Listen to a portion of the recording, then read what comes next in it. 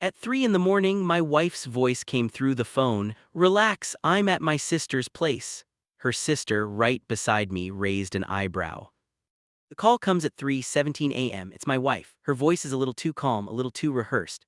"Relax," she says, "I'm just crashing at my sister's place."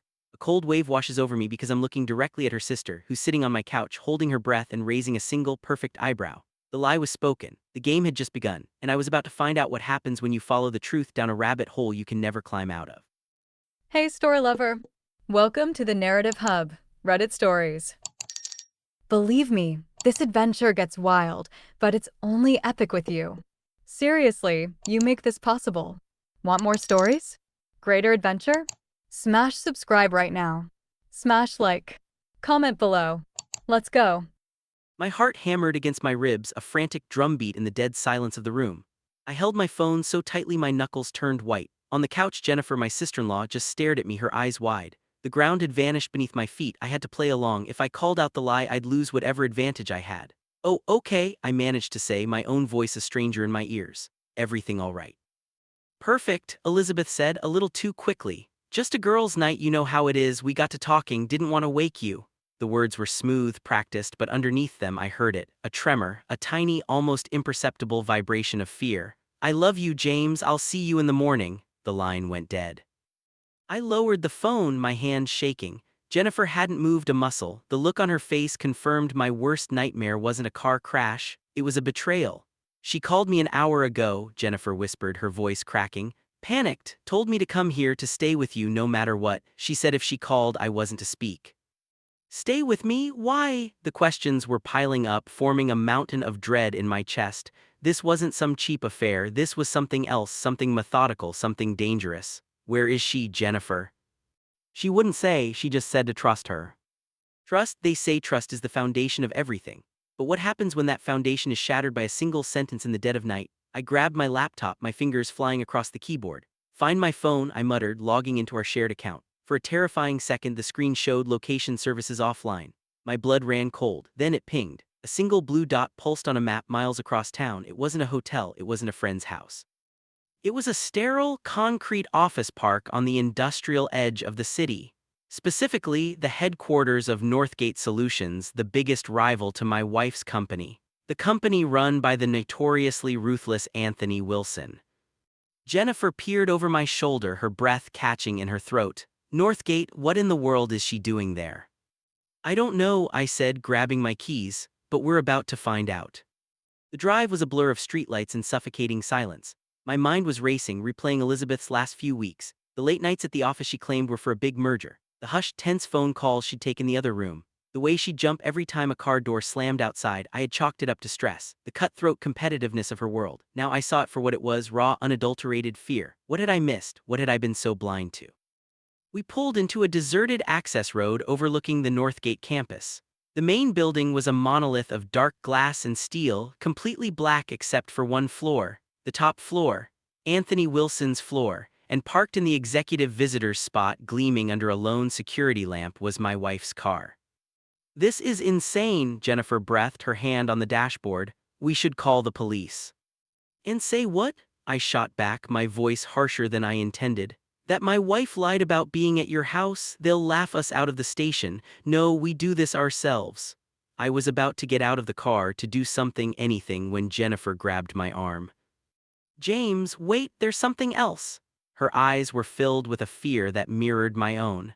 "A few weeks ago, Elizabeth told me she was in trouble, deep trouble. She said a mistake she made early in her career, something she thought was buried, had resurfaced. Someone was using it against her." "What are you talking about? Who?" She wouldn't say, but she was being blackmailed. The word hung in the air, heavy and poisonous. Blackmail. Suddenly, the strange behavior, the fear, it all clicked into a terrifying new context. This wasn't just about a lie, it was about survival. But just as that realization settled, the glare of headlights swept across us. A dark sedan pulled silently into the parking lot. A man got out, his face illuminated for a brief second. My heart stopped. It was Anthony Wilson. It was David Jones, my wife's boss. He walked toward the main entrance with a purpose that made my skin crawl. He wasn't sneaking, he was arriving. Jennifer and I looked at each other, the same horrifying question in our eyes. Was he here to help her, or was he part of the trap? The lie wasn't a simple deception, it was a message. A coded distress signal meant for the two people she knew would be together. I'm at my sister's place, she was telling me who to trust. And it wasn't the man now disappearing into the lobby of his biggest competitor. Adrenaline surged through me, a white-hot current of pure focus. Stay here, lock the doors, call the police if I'm not back in 10 minutes, I ordered Jennifer, my voice leaving no room for argument. James, don't. But I was already gone, sprinting across the manicured lawn, keeping to the shadows. The front doors were locked solid, but I saw what David Jones had used, a keycard. This was premeditated. I circled the building, my eyes scanning for any weakness. A loading bay door not quite latched, I slipped inside.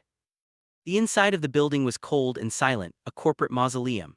I followed the emergency exit signs, taking the stairs two at a time, my footsteps echoing in the concrete well. My lungs burned, but I didn't slow down. I reached the top floor, my heart pounding a frantic rhythm against my ribs. The hallway was carpeted, my approach now silent. I could see light spilling from under the door to the main boardroom, and I could hear voices.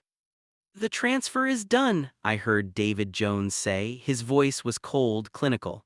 The offshore account is loaded. Wilson took the bait. He thinks he's getting our entire R&D portfolio. And the board, that was Elizabeth's voice, strained but strong, defiant. The board will see a failed corporate espionage attempt by Northgate, spearheaded by a disgruntled executive. You, David sneered. They'll see the data you thought you were leaking to him was a Trojan horse that will cripple his company for years. They'll see me as the hero who saved the company. You, on the other hand, will be the traitor. I'll make sure of it. The evidence of your mistake all those years ago will be more than enough to convince them. My blood turned to ice. It wasn't blackmail to get money. It was blackmail to force her into being the scapegoat in a diabolical corporate power play. She had been set up from the beginning. David wasn't her boss, he was her puppeteer. You won't get away with this, she said, her voice shaking with rage. Oh, Elizabeth, David laughed, a chilling, ugly sound. I already have. That was it, I couldn't wait. I burst through the door. David Jones spun around, his face a mask of shock that quickly curdled into fury.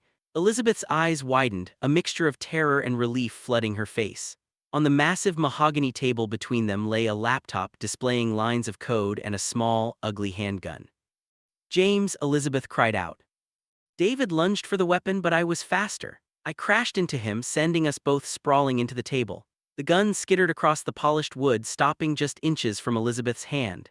He was stronger than he looked, his elbow catching me in the ribs, knocking the wind out of me. He scrambled to his feet, his eyes wild, and made a break for the door.